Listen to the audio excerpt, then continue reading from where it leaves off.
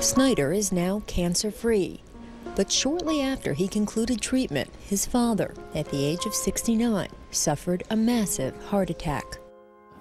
He had heart surgery, and it didn't work. And we had another heart surgery at the Mayo Clinic in Rochester, and he never made it out of there. I used to pick up the phone by accident right afterwards and try to, I was going to call him. It's like, and you realize, what am I doing? In January 2004, less than a year after his father's death, Snyder lured back Joe Gibbs, his father's favorite coach, and the man who'd once led the Redskins to 3 Super Bowl titles. I know my dad's smiling down on this today. I know you're there, smiling on this. This is some day. Gibbs led the team to 2 playoff appearances in 4 years, but left in 2007. That same year, one of Snyder's favorite players, Sean Taylor, was murdered in a home invasion. When my cell phone rang, it was Drew Rosenhaus, and he says, we lost him. And I was at the hotel, and one of the most difficult things I ever experienced in my life, and I'm just crying, I'm shaking, crying. After losing my father, the most traumatic experience for me, even more traumatic than when I got cancer, was losing Sean. Things were deteriorating on the field as well. Snyder hired the inexperienced Jim Zorn to replace Gibbs and promoted Vinny Serrato to Executive Vice President of Football Operations. Both decisions proved disastrous as the Redskins finished last in the NFC East 2 seasons in a row.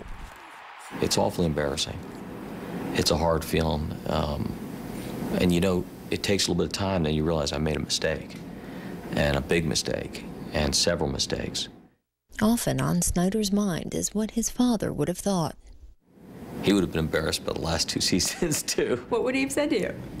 Wow, what a disaster. And then he'd say, gotta fix it. Snyder has tried to do just that by hiring seasoned general manager Bruce Allen and 2-time Super Bowl winning coach Mike Shanahan to help right the ship. Dan's got some toughness. He wants it bad, and he's willing to work for it, and just because he's had a little adversity, he's not going to stop. I've never met someone that's quite so competitive and focused on that goal. Dan wants to win, and he wants nothing more than to have a successful franchise on the field for Redskin fans. He's a long-term player. He has gotten a degree from Harvard, so to speak, in terms of what he's learned since he's been in the NFL. Snyder still acknowledges his father's influence with a parking spot he's left reserved at the Redskins practice facility. Every time you pull in here, you see his name. What does that mean to you? Kind of cool, kind of nice, you know. Just, I like having it there. Makes me feel good.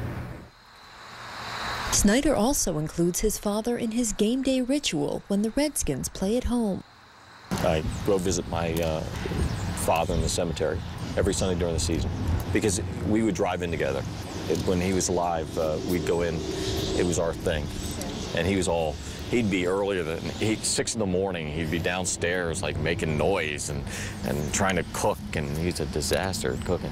And he'd be all more nervous than me. After everything he's learned, Dan Snyder remains certain one day he will win a championship, the accomplishment his dad most wanted to see. I told my mom, you know, all the names of the owners and the coaches, players, everything goes on the trophy. I'll make sure his on there too. Really? You ever seen that happen before? I don't care. It'll be ours, and that's